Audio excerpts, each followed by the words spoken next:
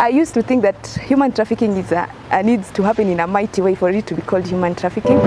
We have taken it to be an external problem, leaving even vulnerable people, adults and children being trafficked even in our own villages. This time you are here for the human trafficking.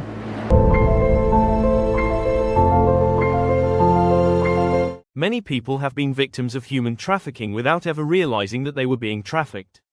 It does not always begin with chains or force. Sometimes, it begins with a promise, a job opportunity, a chance for a better life, a helping hand from someone trusted.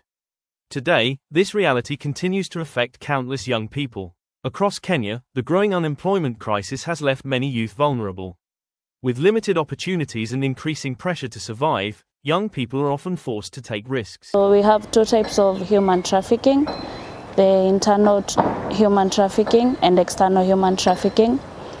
So from my own learning, I have realized that even in rural areas, we have trafficking, such as people lie to others that they have job employments around the area, and they bring people to stay with them because they are naive, and when they come, they don't get what they expected or what they were promised. As shared by Elizabeth, even in rural areas, trafficking is happening quietly. Young people are lured with promises of work or a better life, only to find themselves in situations far from what they expected. This is the reality that the Association of Sisterhoods of Kenya, through the Sisters-led Youth Empowerment Initiative, is working to change. Through targeted training programs, we are equipping young people with knowledge, awareness, and the confidence to protect themselves and others. Now, traffickers who are looking for labor migration, especially to the Gulf region. So many Kenyans. During the training, participants were taken through a deeper understanding of human trafficking, what it is, how it happens, and why it continues to thrive in communities. They explored the different forms of trafficking, recognizing that it is not a distant problem, but one that exists within their own environments. As one participant, Scholastica, reflected, many people assume trafficking must be dramatic or obvious. My name is Scholastica Nganga. I'm from Eldoret. I used to think that human trafficking is needs to happen in a mighty way for it to be called human trafficking, but only to realize or understand that human trafficking just starts with a small conversation through the people that I know or people that are close to me. So I can testify that it is true that through the knowledge that I have gotten today, that to some extent maybe I might have escaped, or people closer to me might have escaped the human trafficking. In reality, it often happens quietly. The training also addressed the intersection between human trafficking, drug and substance abuse, and mental health. In rapidly growing urban areas, exposure to drugs and substance abuse is increasing. This time around we're here for the human trafficking, majorly for the human trafficking, as a refresh of what we've done previously. And so in Eldoret, we also experience the same problems, but in a different capacity.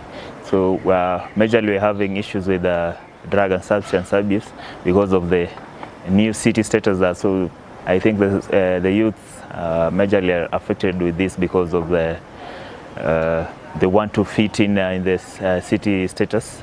So they feel and see what they see on media is what is majorly affecting the youth. These challenges are not separate, they are deeply connected. Young people facing peer pressure, emotional struggles, or addiction are often more vulnerable to exploitation. Traffickers take advantage of these weaknesses, drawing individuals into cycles that are difficult to escape. But through this training, participants began to see these connections clearly. As Douglas, a youth champion from the Apostles of Jesus Technical Institute, shared, anyone can become a victim of trafficking without even knowing it. Me and you can be victims of human trafficking. Even if I'm seated here right now, I might be a victim of human trafficking without me knowing. Because we are not just training participants, it is raising a generation of advocates. Young people who will go back to their schools, their villages, their communities, and speak out. Young people who will challenge harmful norms, question suspicious opportunities, and protect their peers. Young people who will become educators, leaders, and voices of change. Linus emphasized that human trafficking is often seen as an external problem, something that happens elsewhere. We have taken it to be an external problem, leaving even vulnerable people, adults and children being trafficked even in our own villages. Okay, human trafficking, first of all, is a violation of human rights from the word go. It is something that we should come up together and fight against it.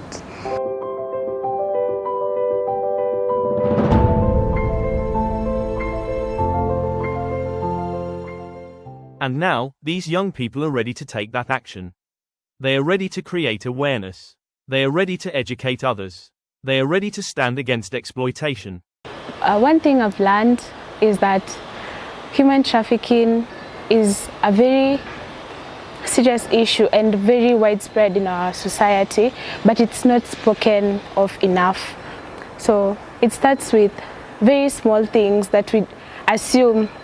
As Chelsea pointed out, human trafficking is a serious issue that is rarely spoken about, and in many ways, has been normalized in society. This silence is dangerous. Through this initiative, we are breaking that silence.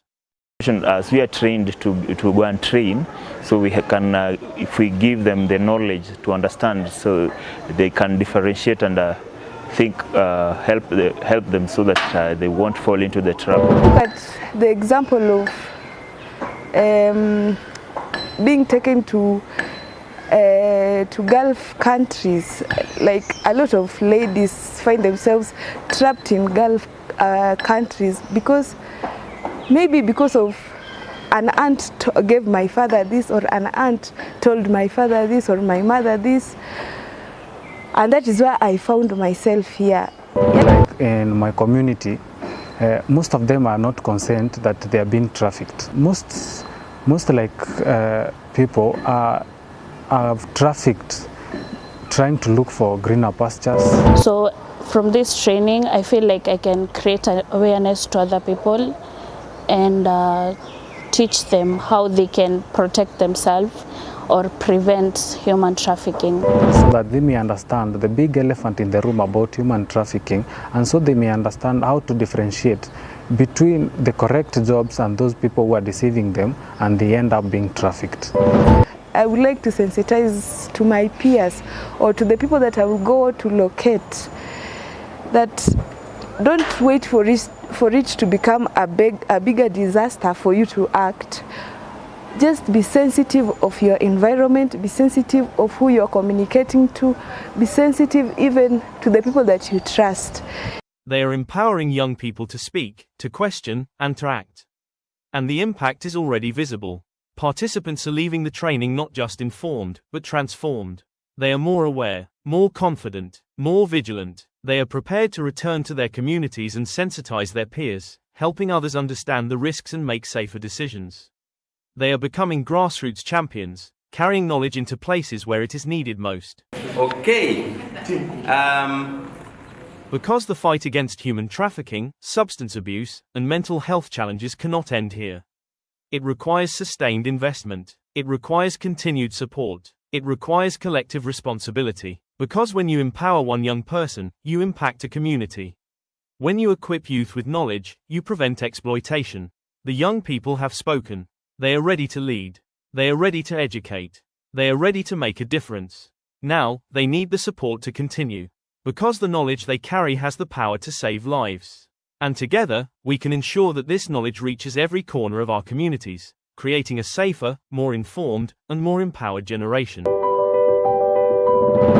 This is a movement of awareness, a movement of prevention, a movement of change, and it starts with empowering young people, today and for the future. I'm very happy about this training, and hopefully it can empower, and I use it to empower others.